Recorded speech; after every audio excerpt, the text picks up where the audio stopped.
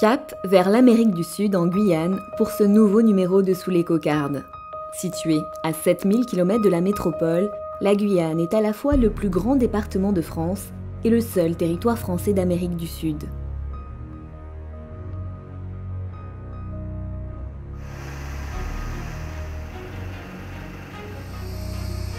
Dans ce numéro, nous vous proposons de découvrir les missions réalisées par les forces armées guyanaises et plus particulièrement par l'armée de l'air.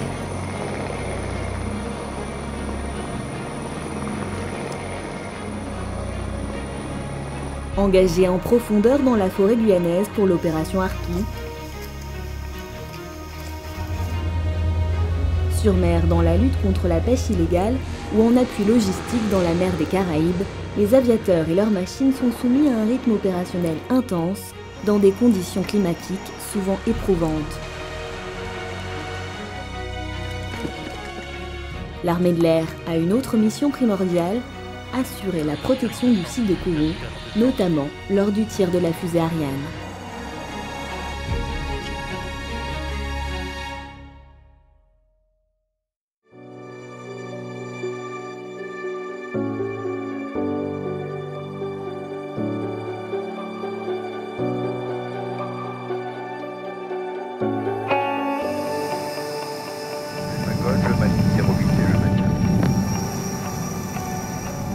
Ami Delta, depuis Echo, alignez-vous piste 08, autorisé au décollage.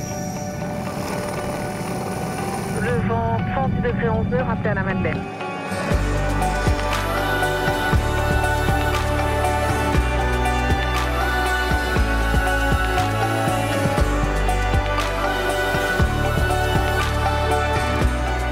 Nous sommes à 48 heures du lancement. C'est un moment critique, car la fusée doit quitter son hangar et rejoindre son pas de tir. Elle sera alors complètement à découvert jusqu'à son lancement. Pour assurer la sécurité aérienne du site de Kourou, 2 Fennecs et un Puma rejoignent le centre de contrôle militaire, situé à seulement quelques kilomètres du pas de tir, au cœur du centre spatial guyanais. Alors dans les grandes lignes, le centre spatial guyanais, alors géographiquement, c'est une bande côtière d'environ 50 km de large, sur 10 à 15 km de profondeur. On trouvera sur ce site plusieurs établissements de type production, de type industriel, et des établissements de type lancement, et le CNES en lui-même en tant que support au lancement et coordination de la base globale. 500 militaires sont déployés autour du site. Cette opération, appelée Titan, a pour objectif de créer un dispositif de protection autour de la fusée. Ce dispositif s'étend sur près de 850 km², depuis la mer, où une zone d'exclusion maritime est mise en place, jusqu'au pied de la fusée, où les légionnaires du 3e régiment étranger d'infanterie patrouillent au sol, dans des zones souvent difficiles d'accès. En l'air, 2 hélicoptères Fennec sont en alerte 24 heures sur 24 pour assurer la protection aérienne du site. Nous activons un dispositif particulier de sûreté aérienne pour lequel nous déployons sur le site ici des moyens aériens et nous sommes à même, avec l'aide bien sûr de la détection du centre de contrôle, à intervenir sur tout objet volant qui voudrait pénétrer et venir perturber la chronologie de tir.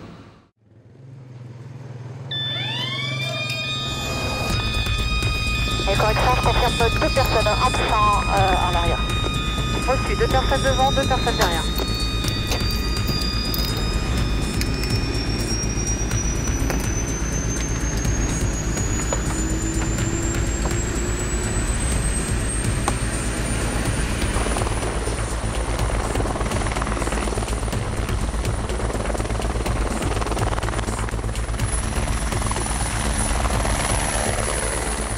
Copie Italie, rappelez en place 150 mètres, exécuter une reconnaissance à distance. Rappelez en place reconnaissance à distance, sécurité 150 mètres. Il s'agit d'un hélicoptère type Fennec, biturbine de couleur grise. Appareil au cap 150 à 1000 pieds. Vous venez d'être intercepté par un hélicoptère de l'armée de l'air en mission de police du ciel. Pour identification, annoncez votre indicatif international, votre provenance et votre destination. Dans un premier temps, on va essayer d'entrer en contact avec cet aéronef pour lui signifier dans un premier temps que c'est une zone interdite. Oui, bonjour monsieur, c'est vous qui êtes à côté de moi? Oui, je suis l'appareil d'hélicoptère de l'armée de l'air. Vous venez d'être intercepté. Vous survolez actuellement une zone interdite. Si l'aéronef est coopératif, donc on pourra donc le remettre sur sa route ou le faire atterrir si besoin. Pour identification, annoncez votre indicatif international, votre provenance et votre destination. Je suis le Golf Romeo Alpha Victor Uniforme. Et sur ordre, on pourra être amené à effectuer des tirs de sommation et des tirs de destruction avec nos tueurs d'élite qui sont équipés de calibre 12 ainsi que d'armes de précision. Si vous ne vous conformez pas à mes ordres, je serai obligé d'effectuer un tir de semonce. J'ai bien compris, monsieur, mais moi je peux pas. Il faut que je rentre de la ligne droite. J'ai pas le pétrole. Vous ne vous conformez pas à mes ordres. Je suis autorisé à effectuer un tir de semonce. Ce n'est pas de tirer dessus non plus, là, c'est n'importe quoi. Pareil, Octampère, il commence à virer par la droite vers le cap 180. Exécutez un arraisonnement sur le terrain du CCM, Pigeon 150 synodique. Pour appliquer ces mesures de dernier recours, les équipages de l'armée de l'air s'entraînent sans relâche, notamment avec les opérateurs de défense solaire. Postés sur des miradors surélevés et armés de trépieds Mistral, ces opérateurs quadrillent le centre spatial et participent à sa défense aérienne aux côtés des Fennecs. Dans ce coin-là, peut-être pour le premier stick, on peut récupérer le deuxième, aller au confort G, à Kourou, l'armée de l'air dispose d'un autre mode d'action, avec l'aérotransport de commando. Dans ce cas de figure, un hélicoptère Puma est chargé de transporter au plus vite des commandos vers des zones d'action particulièrement sensibles ou difficiles d'accès, comme le centre spatial.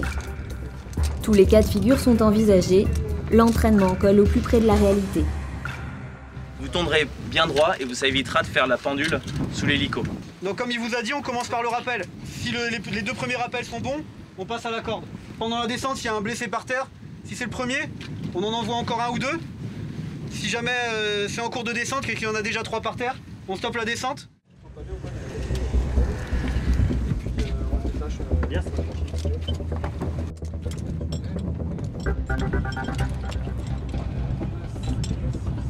On arrive sur la zone de travail dans 2 minutes maintenant.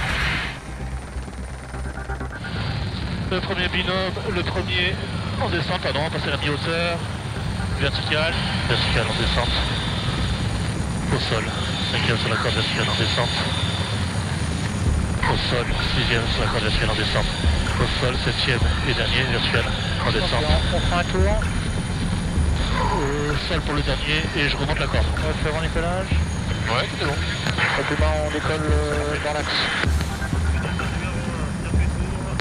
On est par un décollage? Par le décollage derrière. C'est bon, décollage, 14, 5, 14, 8.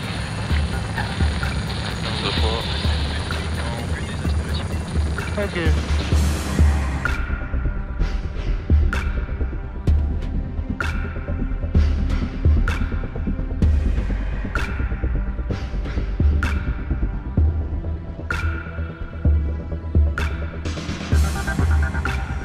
Direction la base aérienne de Cayenne, à l'est de Kourou, où sont basés les appareils de l'armée de l'air.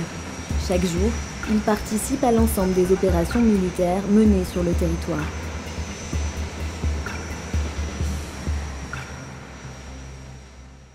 La troisième dimension est fondamentale ici en Guyane.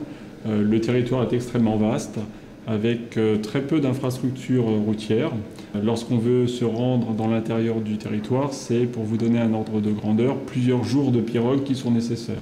La composante aérienne est totalement intégrée à l'ensemble des missions qui sont réalisées par les forces armées en Guyane.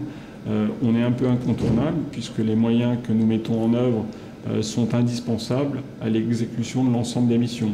Le lien entre ces 3 composantes est souvent le lien venant du fait aérien. C'est celui qui va permettre de projeter souvent les forces dans la profondeur du théâtre, de leur assurer la logistique, de leur assurer le secours dont ils ont besoin. Pour intervenir au plus profond de la forêt, nous utilisons nos hélicoptères Puma qui viennent récupérer les personnels sur les aérodromes où ils ont été déposés par CASA et qui vont les emmener au plus près de l'action, en plein cœur de la forêt guyanaise. Malgré ses dimensions modestes, la base aérienne guyanaise a un rythme opérationnel particulièrement soutenu. On a un rythme qui se rapproche pratiquement d'un rythme d'opération extérieure, à ceci près qu'on est stationné et on opère depuis notre base mère. Les gens qui viennent en Guyane en général et à l'ET68 en particulier savent avant même de venir qu'ils vont être soumis à un rythme effectivement très dense. Alors c'est éprouvant, mais c'est gratifiant et c'est également très intéressant et très enrichissant parce qu'on est au quotidien et en permanence dans les opérations aériennes. On fait des missions de lutte contre l'orpaillage, on participe à la protection du centre spatial, on réalise des évacuations sanitaires et donc du coup le personnel est extrêmement motivé par l'ensemble de ces missions. On a un ratio heures de vol opérationnel, heures de vol technique qui est vraiment très parlant puisqu'on réalise à peu près 80% de nos heures de vol en mission opérationnelle et 20% en mission consacrée à la mise en condition et à l'entraînement. Pour assurer le volume d'activité demandé, les mécaniciens sont fortement sollicités. Ils assurent la maintenance d'une flotte mixte d'appareils composée de 3 CASA, 5 Puma et 4 Fennec. Des appareils soumis à rude épreuve. L'humidité ambiante et la température favorisent énormément la corrosion des pièces mécaniques et le vieillissement accéléré des pales. Donc c'est vrai qu'en charge de travail, ici les machines souffrent beaucoup plus qu'en métropole. On voit les machines vieillir un peu plus vite, alors ça nous demande un peu plus d'efforts pour les maintenir dans un état relativement correct.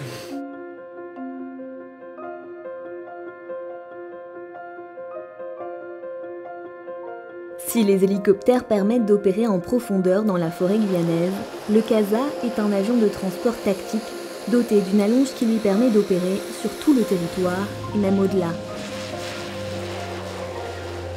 Régulièrement engagés en soutien des forces armées aux Antilles, ils réalisent à leur profit des vols de transport et de ravitaillement logistique. Ils peuvent aussi intervenir en cas de catastrophe naturelle majeure pour secourir les populations ou dans le cadre de la lutte contre la pêche illégale. Le CASA assiste la gendarmerie maritime en survolant les eaux territoriales guyanaises à la recherche d'embarcations suspectes. On va travailler en binôme, c'est-à-dire que nous on va être un peu les yeux parce que du coup le CASA il peut couvrir une très large étendue, une très large surface maritime.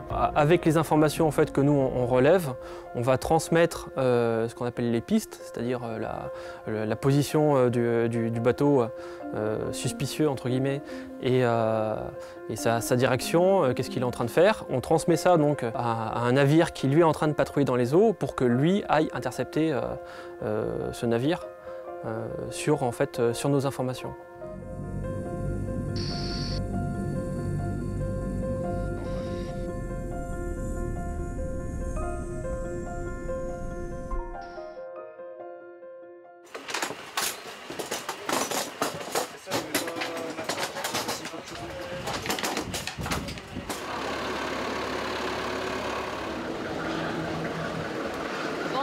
Encore.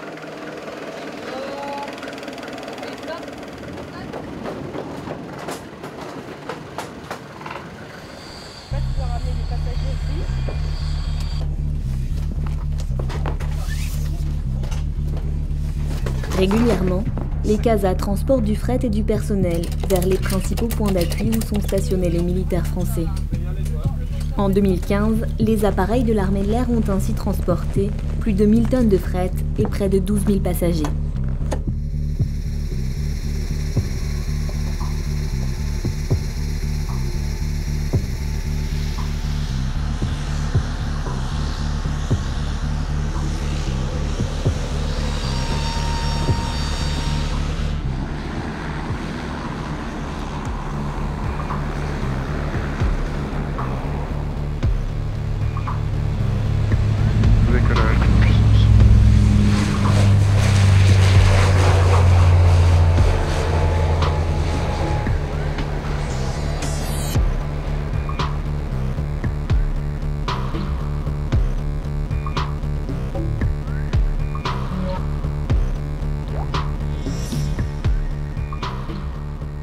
Direction Maripasoula, ville à la frontière du Suriname, à près d'1 heure de vol de Cayenne.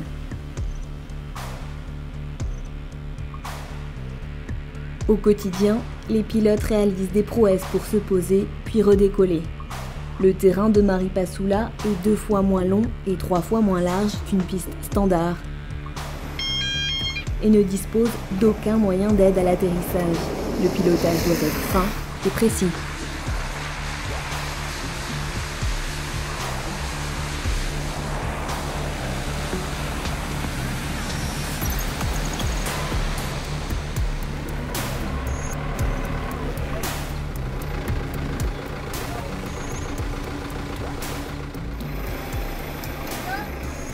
Chaque jour, les CASA acheminent les hommes et le matériel indispensable aux opérations. C'est un véritable pont aérien qui relie les militaires d'un bout à l'autre de la Guyane.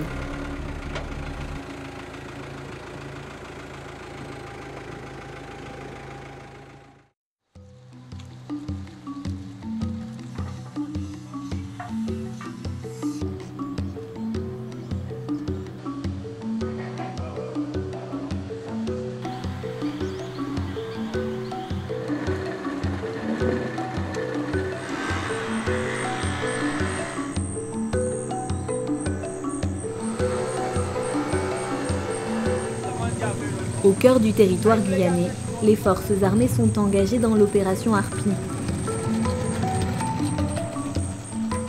Leur rôle consiste à prêter main forte à la gendarmerie dans la lutte contre l'orpaillage illégal. Militaires et gendarmes français quadrillent le bassin de Limini. Ensemble, ils contrôlent les cargaisons transportées par pirogue.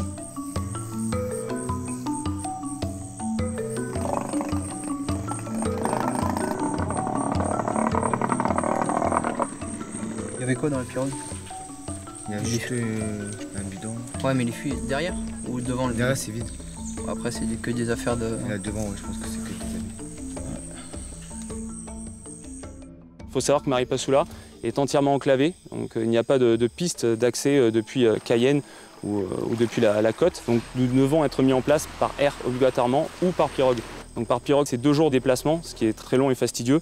En revanche, par air, c'est 45 minutes depuis Cayenne. Et également, à notre profit, il est déployé, donc je vous disais, le Puma, donc ça c'est pour le transport de troupes, la mise en place lors des opérations, mais aussi les hélicoptères Fennec qui interviennent pour faire du renseignement sur toute notre zone de responsabilité et ainsi nous permettre de construire des missions finement réfléchies. Là, on a pris ce petit sentier là pour... C'est aux antipodes de ce à quoi nous sommes préparés quand nous sommes en métropole. Donc il y a un temps d'adaptation qui est nécessaire pour pouvoir progresser longuement en forêt, à savoir qu'une journée normale, on consomme jusqu'à 6 litres d'eau, et notamment le matériel qu'on doit porter, c'est extrêmement éprouvant. Et puis évidemment, il y a tout le reste du milieu de la forêt, donc les insectes, les différents parasites qu'on peut attraper en forêt auxquels nous sommes confrontés. Ce que nous recherchons sont les moyens de production, c'est-à-dire tout le matériel lourd qui va permettre à extraire l'or du sol et qui détruit la forêt, et également tout ce qui peut rapporter tous les substrats, tout le revenu que peuvent en tirer les orpailleurs. Ça également nous le recherchons. Nous cherchons en fait plus précisément à atteindre les orpailleurs au portefeuille. Depuis son lancement en 2008, l'opération Harpie a enregistré d'excellents résultats. Les sites d'orpaillage illégal sont en net recul. Au cours des 6 derniers mois, ils ont diminué de 20%, passant de 220 sites recensés à moins de 180. Aujourd'hui, le nombre d'orpailleurs est estimé à 3300. Un an plus tôt, la jungle guyanaise en abritait près du double. On a trouvé groupe électrogène, quelques colis. En fait, on va devoir aller ouvrir pour voir ce que c'est. Et puis le chef va prendre note de ce qu'on trouve. Il y a certains éléments qui vont être saisis pour l'enquête de police judiciaire après. Et le reste est détruit sur place, en vertu de l'article du code minier. Comme on ne peut pas le ramener, on va détruire.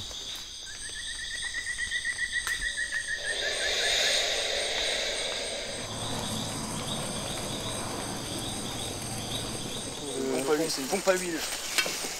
Toute neuve. Donc la pompe à huile, on va la mettre avec le permis. Avec le groupe? Ouais, ça va, mais c'est le métal. On met là où? Vous voulez les ramener? Le matériel saisi en forêt est rapatrié vers Cayenne par voie aérienne. Il permettra aux autorités judiciaires de poursuivre les orpailleurs illégaux et de les condamner à de lourdes peines.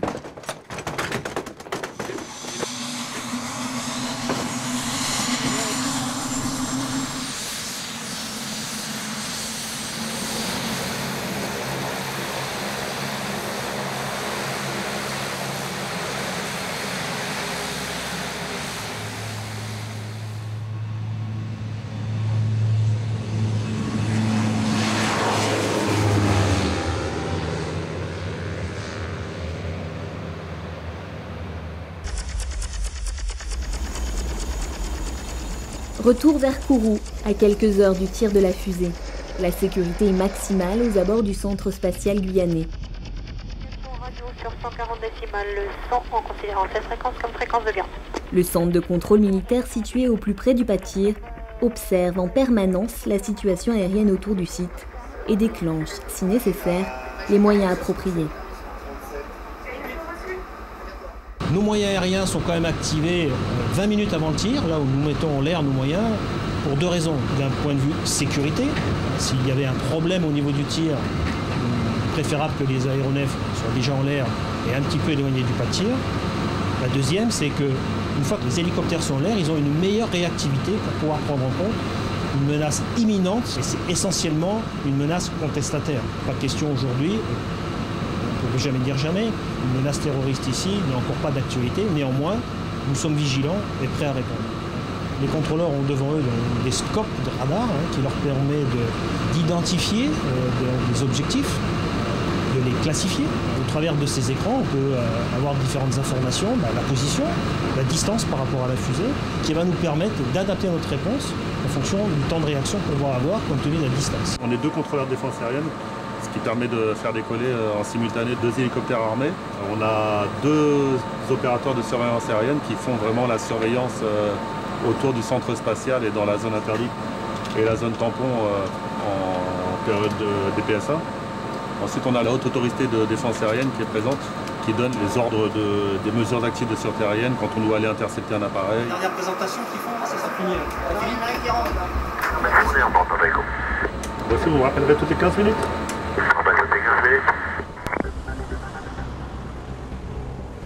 Sur le centre spatial guyanais, le compte à rebours a commencé. Le décollage est imminent. En coulisses, le dispositif de protection est en place. Tous les regards sont braqués vers le PC Jupiter, poste de contrôle où toutes les opérations de lancement sont pilotées. Donc nous sommes ici à moins d'une heure du prochain tir Ariane qui emportera un satellite Intelsat qui couvrira les Jeux Olympiques de 2016 à Rio, où je suis dans le PC Jupiter, au plus près du centre de décision, où on sent une grande tension nerveuse. Il faut s'assurer que tous les paramètres passent au vert au moment, à l'instant T, qui est un moment très important parce que c'est lui qui définit si le satellite sera mis sur la bonne orbite et exactement au bon point. Attention pour décompte final. 10, 9, 8, 7, 6, 5, 4, 3, 2, 1, stop.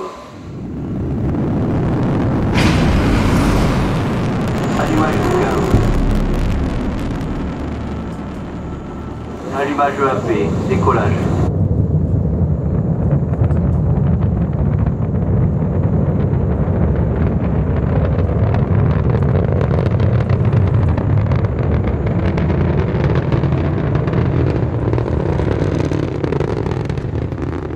Pour la 228e fois de son histoire, la fusée Ariane décolle avec succès, emportant avec elle sa précieuse cargaison. Dans l'ombre, les aviateurs ont protégé le dispositif, une mission dont ils s'acquittent depuis près de 40 ans. Même à plusieurs milliers de kilomètres de la métropole, l'armée de l'air veille sur le ciel français, en permanence et en toutes circonstances.